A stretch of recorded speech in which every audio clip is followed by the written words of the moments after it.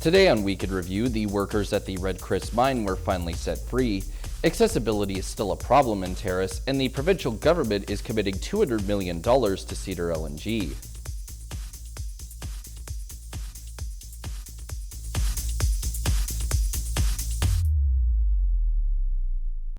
Hello, I'm Cael Maslin, and thanks for joining us here on Week in Review, where we cover all of the news here in the Northwest from this past week.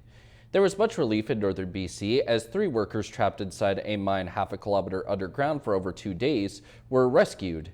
It was a complicated operation that happened much faster than experts anticipated. CTV's Regan Hasagawa has the story. After more than 60 hours trapped deep underground, these scenic views of the Red Chris mine are a sight for sore eyes. 3 workers from high-tech drilling who were safely brought to surface last night. They are being reunited with their families early this morning. We are deeply relieved that all 3 individuals are safe and in good health and spirits. One worker described the ordeal as a wild week and said he was glad to be out of there. The diamond drillers from BC, Manitoba, and Ontario were rescued faster than experts had expected, thanks to their quick thinking and the help of new technology. Safety protocols work. Incredible that Kevin, Darren, and Jesse did exactly what they were trained to do, and because of that, they stayed safe. The trio got trapped Tuesday after 2 rock falls in the access tunnel. They were able to get to a refuge chamber equipped with everything they needed to survive for weeks, but they did lose all communication. We do the daily inspections, we do monthly inspections, we actually do second line of defense inspections with teams from external to observe and see. This one that caught us by surprise. Experts say these kinds of rock falls are rare. It's just nothing but uncertainty, radical uncertainty. He says it appears everything was done to prevent the disaster, but the nature of the work is unpredictable. They were probably drilling holes for explosives. What they were building was a ramp, or what was known as a decline into the underground. He expects we'll soon be hearing about these kinds of situations more often. BC is really open pit mining country, and it has been for a while. Very few underground mines. We're going to see more underground mines because of the demand for metals. BC may lead the industry in safety, but experts warn automation is the next step to prevent future emergencies.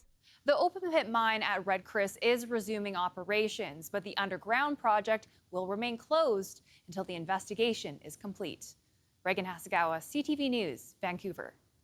Accessibility continues to be a concern in Terrace, where many local businesses and outlets still lack proper access for people using wheelchairs or living with some other disability.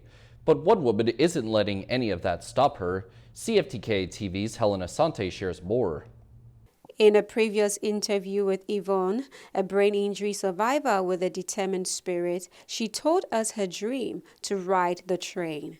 Today, that dream is coming true. With support of family, friends, and caregivers, Yvonne is traveling on Via Rail, a journey that symbolizes both personal strength and a broader call for accessible travel.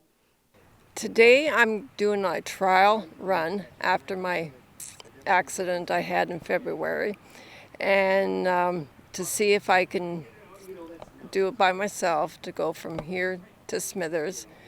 It's a trial to see if I can do it.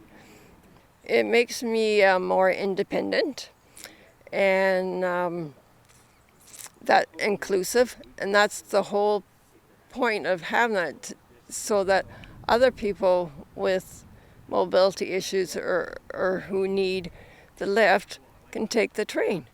Otherwise, if we didn't have the lift, which we didn't have the lift for years, people couldn't ride the train.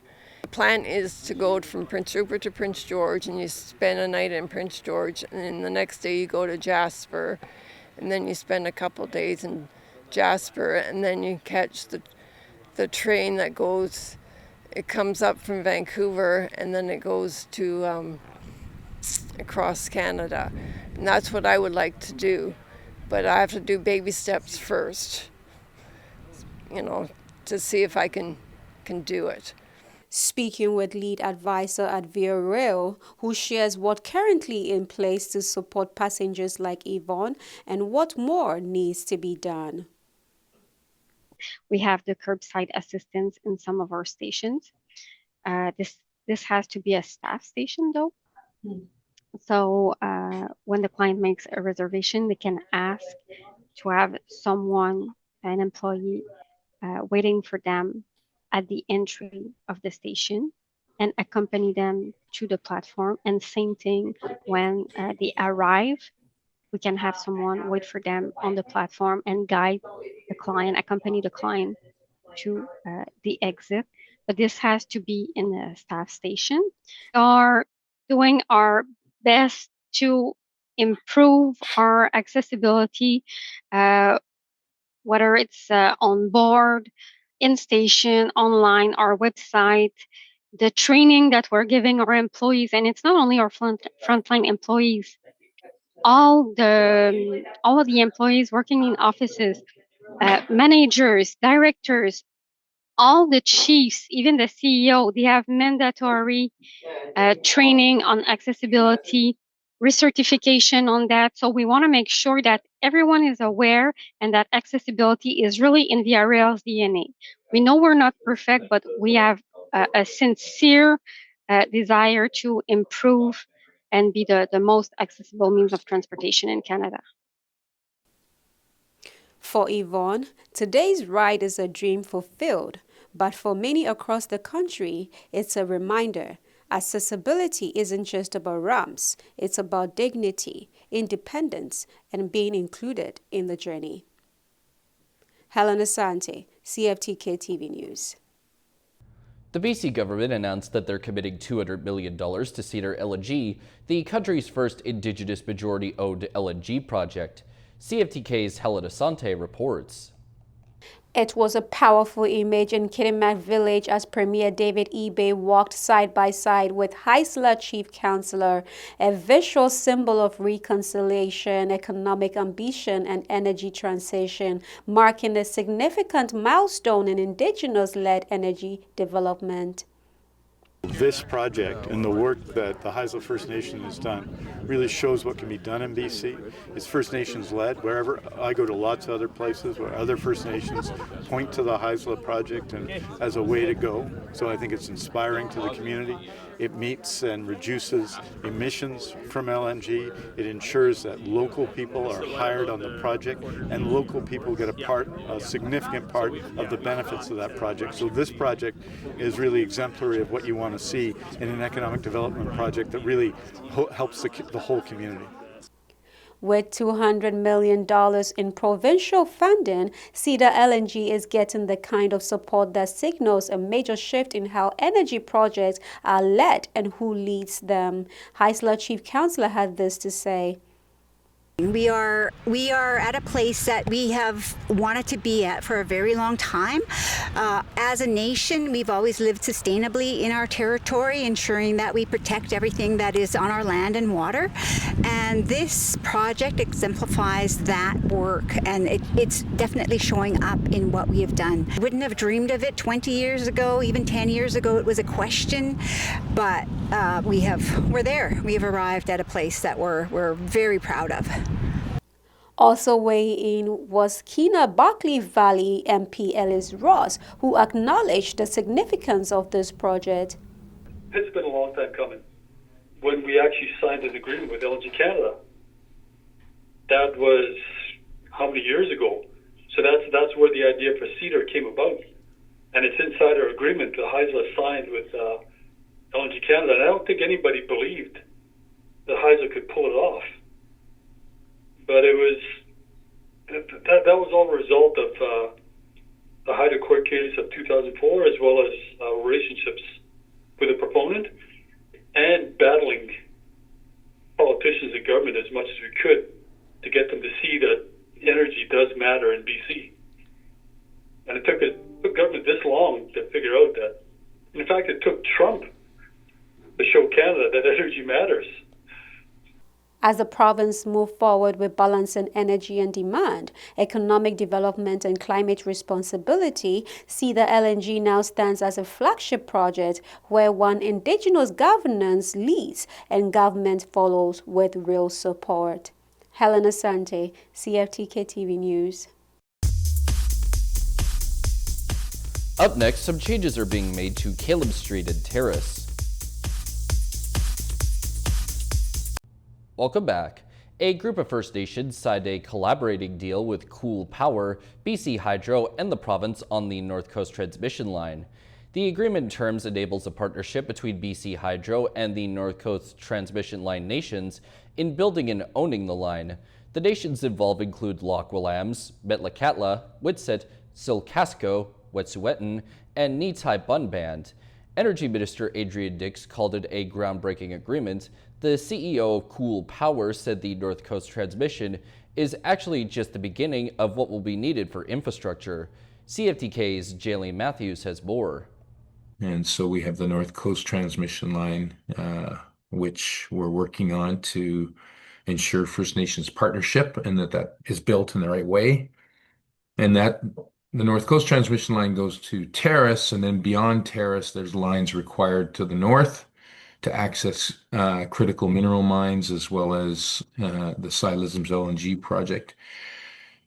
Transmission lines required to the south, to Kitimat, to Haisla territory, where there's the Cedar LNG project and LNG Canada Phase 2. And then transmission lines to the west, to the Port of Prince Rupert, which is going to play more and more of a role in the future of exports in Canada and needs to electrify, and is looking at things like exporting ammonia and other decarbonized fuels and using them right there for decarbonized shipping. So just those transmission lines together, which are kind of like the backbone of the decarbonized economy, is probably $10 billion. The NCTL right now is estimated at 5, and together those other three probably are more than the NCTL. The City of Terrace announced that some changes are being made to Caleb Street to improve both safety and traffic flow on it. The most notable change is that the traffic route between Gregg Avenue and Davis Avenue will go from 2 lanes to 1 lane, while also having a lane in the center for turning left. Some other changes will be made to the configuration of bike and parking lanes as well, and all of this work is being done due to recommendations made by an ICBC road audit. And while this work takes place, the city has asked drivers to use the single straight lane when turning, since that isn't what the bike and parking lanes are for. After the break, a man is set to make a major run in his father's memory. Welcome back. The recently completed National Week that brought attention to how to be safe near water bodies came right after a pair of tragedies happened in northern BC. We're currently in the midst of National Drowning Prevention Week, and the reminders on how to be safe near bodies of water comes at an important time for residents living in northwestern BC. July has seen a pair of high-profile river-related tragedies as Thomas Kelly disappeared while fishing in the Skeena River, and after doing a comprehensive search for a few days, the local RCMP have since suspended their efforts to locate him. And as for the other notable incident, that occurred on the Kitimat River close to the Nalbila Creek along Highway 37 at around the same time. It's not known exactly what happened that led to the drowning, but what is known is that a 79-year-old Kitimat resident was found after he drowned, where he was then able to be recovered and returned to Kitimat. And in the wake of that tragic death, Kitimat's mayor has spoken on where local residents can find tips for staying safe on the river. Kitimat does have some very good safety measures and safety recommendations for being on the river, and I believe you can go on the District of Kitimat website and you can find it all there. Or if you go, I think, to the Chamber's website, probably under the tourism, of how to be safe when you're on the river. But unfortunately, accidents do happen, and our thoughts go out to the family and friends of the person who lost their life there. Other municipalities like Prince Rupert have also joined in on the highlighting of the means to stay safe when near a major body of water, be it natural or otherwise. Some really important safety tips include never go swimming alone, always keep an eye on your friends that you've gone swimming with, and always be ready to call for help in case of an emergency. And for people looking to hear more water safety advice in person, they can go to places like Kitimat's Sam Lindsay Aquatic Center throughout this week. For CFTK-TV News, I'm Cael Maslin. From August 9th to 15th, Noah Allison is running from Prince Rupert to Terrace, a 7-day marathon in memory of his father Marcus, who passed away after a courageous battle with cancer. Helen Asante shares his story.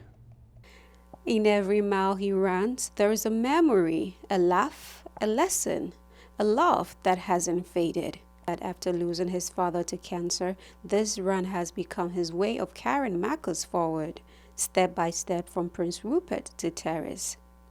Noah Allison speaks with raw emotion about his father, Marcus, a man he describes as strong, wise, and selfless.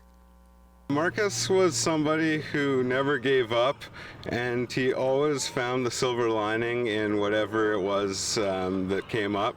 We've gone through a lot in our life, a lot of financial trouble where he worked multiple jobs, then with his cancer diagnosis throughout COVID and isolation, that was its own struggle. And what really inspired me with Marcus and the type of person he was after his amputation, unfortunately due to cancer complications.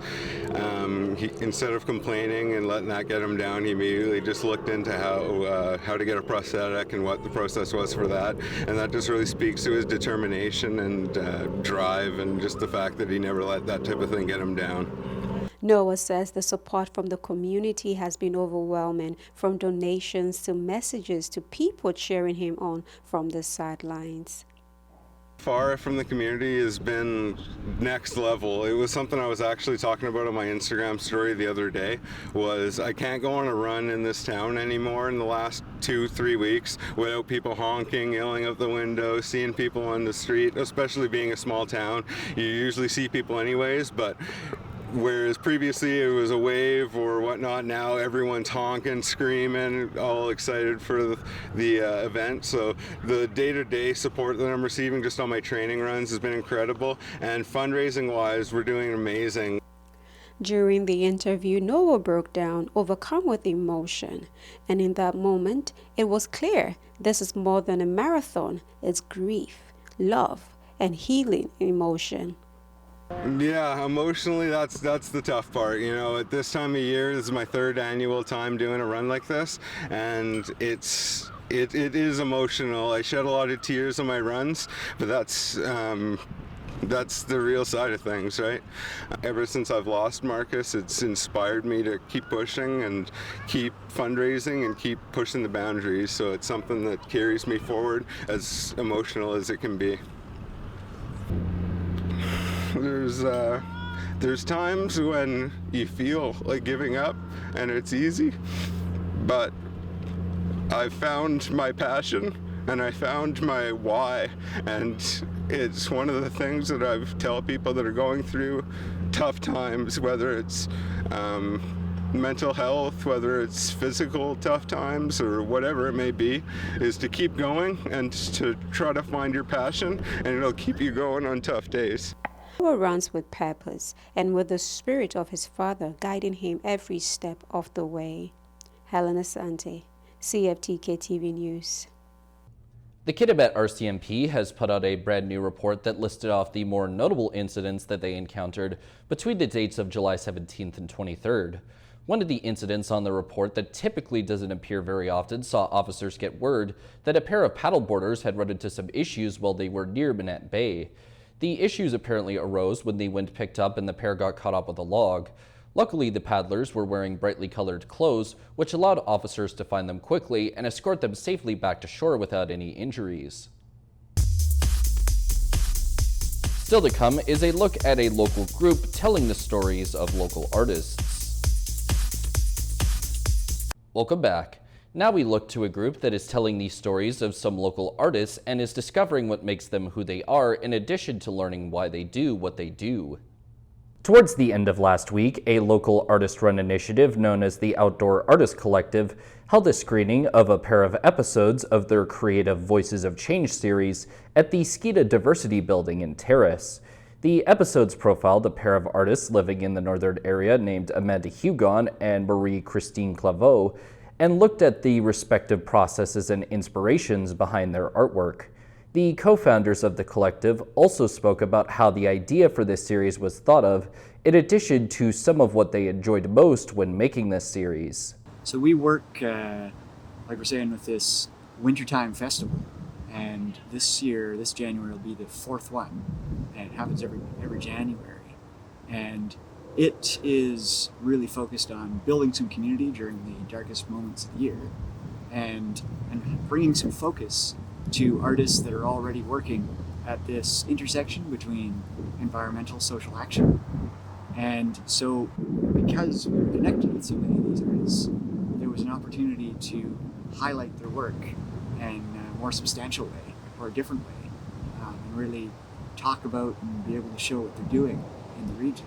I would say just seeing and feeling the trust that these people have had in us in sharing this space, their process, their ideas, their concepts. And I feel like a lot of people really opened up, and it was very impressive to see the length to which they go to build community around here.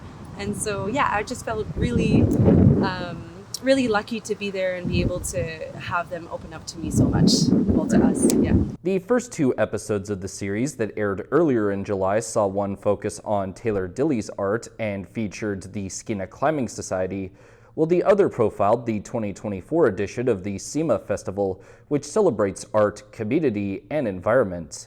And the last 2 episodes are set to be played in the same building on August 14th from 7 p.m. to 9 p.m., with the subjects that time being artists Carrie Morgan and Stan Bevan. The collective have also made it known that they're willing to collaborate with any other local artists who are looking to tell their own story. For CFTK-TV News, I'm Cael Maslin. And in local youth sports, a trio of Northwestern softball teams were able to obtain a lot of success at the provincial level. Provincial Championship weekend recently wrapped for BC's youth softball teams, and a pair of local representatives managed to go all the way in their respective age groups.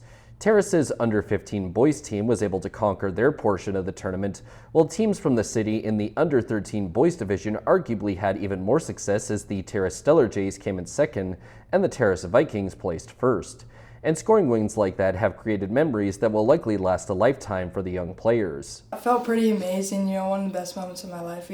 Probably my favorite team by far. We played hard, came out strong, and in the final one, all of us were all tired and stuff because we just played a game before that, but we came out strong and came out with a gold medal. But a victory of that magnitude was also probably quite vindicating for coaches like Kyle Howard, since he is the president of the Terrace Minor Softball Association, meaning that his responsibilities go far beyond just getting his team ready. I oversee everything. We have a fairly large board full of different volunteers, everything from sponsorship to treasurer to registrar.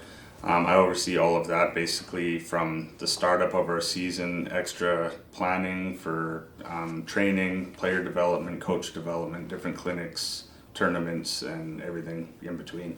Another similar tournament is set to take place in Prince George before long, and all 3 of Terrace's under-13 provincial teams from this year will join forces to create one big team with the hope that they'll find similar success once again.